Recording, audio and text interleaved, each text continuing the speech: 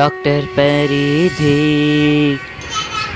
परिधि और ऋचा की कार एक स्कूल के सामने आकर रुकी। दोनों कार से बाहर आई और वहीं खड़े होकर अपने स्कूल को देखने लगी। हजारों बातें और ना जाने कितने नजारे दोनों की आंखों के सामने से गुजर गए और उनकी आंखें भर आई। तुम्हें याद है परिधि, हमारी दोस्ती की शुरुआत यहीं से हुई थी। सीरियसली सारी पुरानी यादें एक झटके में ताजा हो गईं। थैंक यू ऋचा, मुझे यहाँ लाने के लिए। ये कहकर परिधि ने ऋचा को कसकर हक कर लिया। बस पगली, अब रुलाएगी क्या? सारा मेकअप खराब हो जाएगा। चल अंदर चलते हैं। परिधि ने हाँ में सर हिलाया और दोनों स्कूल के अंदर चली गई। वो दोनों तरफ देखती हुई जा रही थी और स्कूल की दीवारों को छूकर अपनी शैतानियां और बातें याद कर रही थी। तभी वो लोग स्कूल के ग्राउंड में पहुंची, जहाँ बड़ा सा टेंट लगा हुआ था और काफी अच्छी डेकोरेशन भी हो रखी थी। पूरे ग्राउंड में कुर्सियां पड़ी हुई थी और बहुत सारे एल्यूमिनी वहाँ ऑलरेडी मौजूद थे।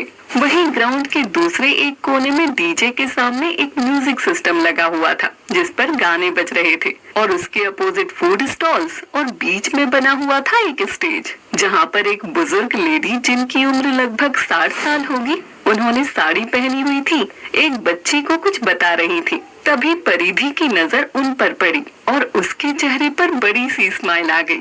उसने फौरन ऋचा की तरफ देखा, जो ग्राउंड के चारों तरफ बेचैन सी अपनी नजरें घुमा रही थी, मानो किसी को ढूंढ रही हो। किसे ढूंढ रही हो तुम? वो मैं मिसेस डिसूजा को ढूंढ रही हो। परिधि ने उसके बोलने से पहले ही बोल दिया, जिसे सुनकर ऋचा ने राहत की सांस ली। हाँ, अरे तो वो देखो, वो रही मिसेस डिसूजा। तब तक मिसेस डिसूजा की नजर परिधि पर पड़ी और वो स्टेज से उतरते हुए बोली, परिधि माय गर्ल, वेलकम हमारे स्कूल की टॉपर। मिसेस डिसूजा ने परिधि के पास आकर उसे गले लगा लिया। वहाँ मौजूद और स्टूडेंट्स भी उन लोगों की तरफ देखने लगे। मैम कैसी हैं आप? मैं बिल्कुल ठीक हूँ, तुम कैसी हो? ना कोई खोज ना खबर। बस ma'am career and all. Mrs D'Souza उन दोनों से मिलकर स्टेज पर चली गई और वहाँ मौजूद सारे एल्यूमिनीज के लिए एक अच्छी सी स्पीच देकर उन्हें पार्टी में आने के लिए थैंक्स कहा। स्पीच सुनकर सभी इमोशनल हो गए। ये देखकर मिसेस डिसूजा ने सबको केक कटिंग के लिए स्टेज पर इनवाइट किया। एक एक करके सारे एल्यूमिनी स्टेज पर पहुंच गए। जैसे ही सारे स्टूडेंट्स मिलकर केक काटने के लिए आगे बढ़े, तभी अचानक से वहाँ चल रहा म्यूजिक बंद हो गया और एंट्रेंस गेट से ढोल बजने की आवाज आने लगी।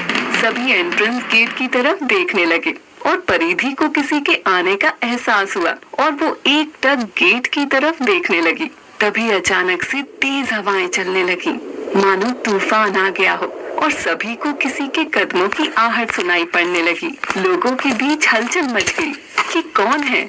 तभी सामने से 6 फुट का एक लंबा चौड़ा स्मार्ट लड़का 2 ढोल वालों के साथ अंदर आया, जिसे देखकर सब शॉक रह गए और एक दूसरे को देखने लगे। परिधि के चेहरे का रंग उड़ गया और ऋचा भी घबरा सी गई और परिधि के पास आकर खड़ी हो गई। तभी अचानक से म्यूजिक सिस्टम के पास से किसी के चिल्लाने की आवाज आई।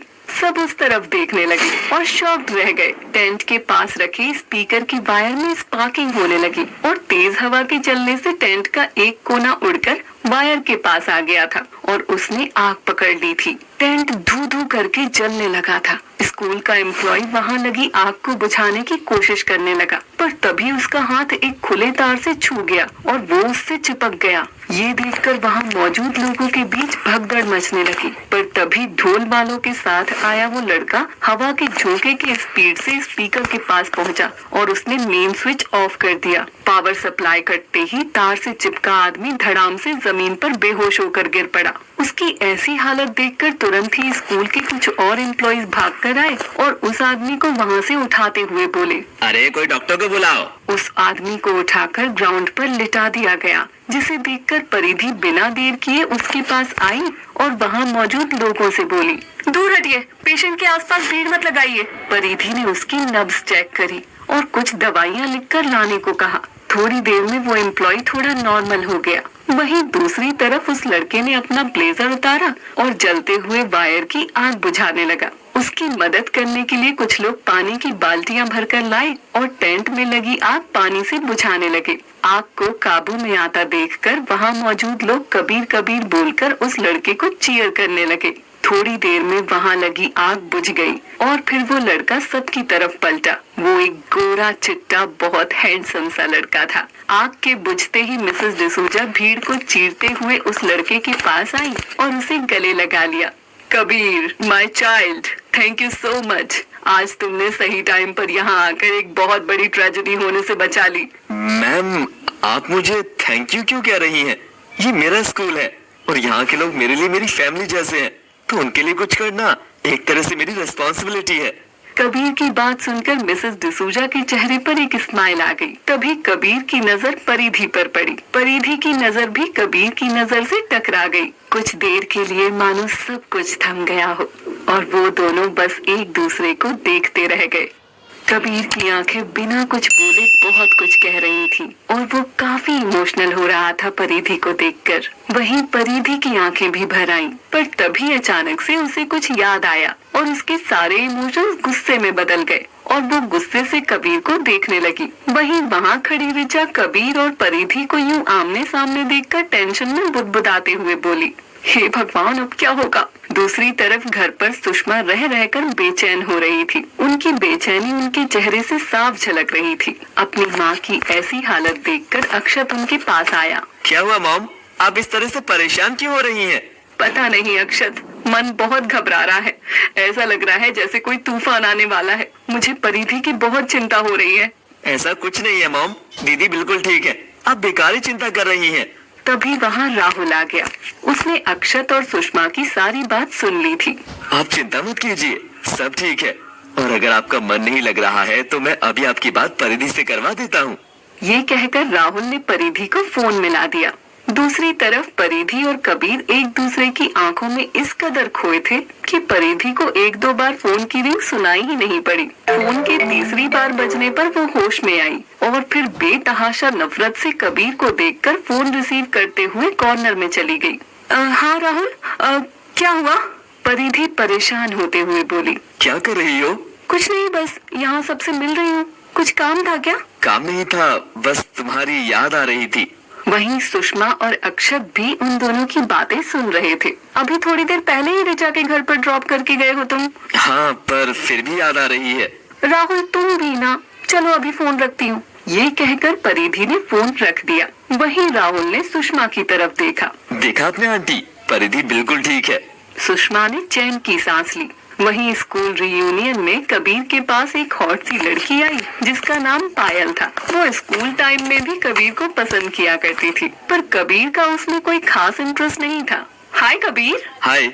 आई मस्ट से, वक्त के साथ तुम और भी ज्यादा हैंडसम हो गए हो। चॉइस बदली कि नहीं तुम्हारी? कबीर की चॉइस वो नहीं जो वक्त के साथ बदल जाए। कबीर की बात सुनकर पायल थोड़ा चिढ़ गई। तभी उसकी नजर कबीर की तरफ आती ऋचा पर पड़ी। पायल फौरन तेज कदमों से ऋचा के पास पहुंची। कैसी हो ऋचा? ठीक हूँ, तुम कैसी हो पायल? मैं भी एकदम फिट। परिधि कहाँ है? मुझे उससे मिलकर उसे बधाई देनी है, उसकी एंगेजमेंट जो हो गई है। कबीर ने जैसे ही ये बात सुनी वो एकदम शॉक्ड रह गया और उसने ऋचा की तरफ देखा। तभी पायल को परिधि आती दिखी और उसने आवाज दी, परिधि। अपना नाम सुनकर परिधि ने उस तरफ देखा जहाँ पायल ऋचा के साथ खड़ी थी। उसकी नजर कबीर पर भी पड़ी, पर फिर भी उसे नजरअंदाज करते हुए वो वहाँ आ गई। परिधि के आते ही पायल ने उसे गले लगा लिया। परिधि को पायल का ये व्यवहार बहुत ही अजीब सा लगा, क्योंकि स्कूल टाइम से ही पायल उससे चिढ़ती थी। कंग्रेचुलेशंस परिधि, आई मस्ट से तुमने एक बहुत ही अच्छा लाइफ पार्टनर चुना है। तुम्हारे और राहुल के प्यार के चर्चे तो हर तरफ हैं। पायल की बातें सुनकर परिधि बहुत अनकंफर्टेबल महसूस करने लगी। कबीर बस उसे लगातार देखे जा रहा था। एक्सक्यूज मी, ये कहकर परिधि वॉशरूम की तरफ चली गई। वॉशरूम में पहुंचकर वो कुछ देर शीशे में खुद को देखती रही और उसकी आंखों के सामने स्कूल की वो यादें जिन्हें शायद अब वो दोबारा कभी याद नहीं करना चाहती थी, सामने आने लगी और उसके कानों में कुछ बातें गूंजने लगी। मैं तुमसे बहुत प्यार करता हूँ परिधि, चाहे कुछ हो जाए मैं तुम्हें छोड़कर कभी नहीं जाऊंगा। कानों में इन शब्दों के गूंजने पर परिधि ने अपने कानों पर हाथ रखकर उन्हें कसकर दबा लिया और परेशान होते हुए आंखें बंद कर ली। नहीं, मैं उन सब बातों के बारे में नहीं सोच सकती। उनके बारे में सोचना भी मेरे लिए पाप है। परिधि का पूरा चेहरा पसीने से भीग गया और वो कसकर अपने चेहरे पर पानी के छींटे मारने लगी और लगातार बोलने लगी, मैं सिर्फ राहुल की हूँ और किसी के लिए भी ना तो मेरी जिंदगी में कोई जगह है और ना ही दिल में। परिधि की सांस फूल रही थी। कुछ देर तक अपनी भावनाओं से लड़कर उसने खुद को संभाला और वॉशरूम से बाहर आ गई। वो दोबारा से ग्राउंड की तरफ जाने को बढ़ी, तभी किसी ने उसका हाथ पकड़कर अपनी तरफ खींचा और वो उसके सीने से जा टकराई। घबराहट में उसने अपनी आंखें बंद कर ली, पर नॉर्मल होते ही जैसे उसने अपनी आंखें खोली, अपने सामने कबीर को खड़ा देखकर एक झटके में उसे धक्का देकर खुद से अलग कर दिया। तुम्हारी हिम्मत कैसे हुई मुझे छूने की? कबीर उसकी बात को इग्नोर करके सीधा उसके आंखों में देखते हुए बोला, क्या अभी जो बाहर पायल ने कहा वो सच है? तुम होते कौन हो मुझसे ये सवाल करने वाले? मैंने जितना पूछा उतना बताओ। लिसन, अपनी हद में रहो। ये कहकर वो वहाँ से जाने लगी, पर कबीर ने उसका पीछा नहीं छोड़ा और फिर उसे फॉलो करते हुए सेम क्वेश्चन बार बार दोहराता रहा, जिसे सुन के परिधि को बहुत घुटन सी फील होने लगी। उसने फिर से एक बार कबीर को वार्न किया कि वो उसका पीछा ना करे, पर कबीर तो जिद पे अड़ा था। अब परिधि का रास्ता रोक के खड़ा हो गया, जिसे देख के परिधि का गुस्सा 7वें आसमान पे चढ़ गया और उसने बिना किसी की परवाह किए गुस्से में पलटकर कबीर के गाल पर एक झन्नाटेदार थप्पड़ जड़ दिया। उस थप्पड़ की गूंज इतनी तेज थी कि पूरे ग्राउंड में गूंज गई और सब लोग उन दोनों की तरफ देखने लगे। You are a bloody murderer! I hate you! Get lost! ये कहकर परिधि वहाँ से चली गई। आखिर ये क्या कह गई परिधि गुस्से में? कौन है ये कबीर और किसके खून का इल्जाम लगा है उस पर? आगे की कहानी जानने के लिए देखते रहिए डॉक्टर परिधि, 2 दिलों की दास्तां, आपके अपने चैनल सी टून्स पर। Thanks for watching.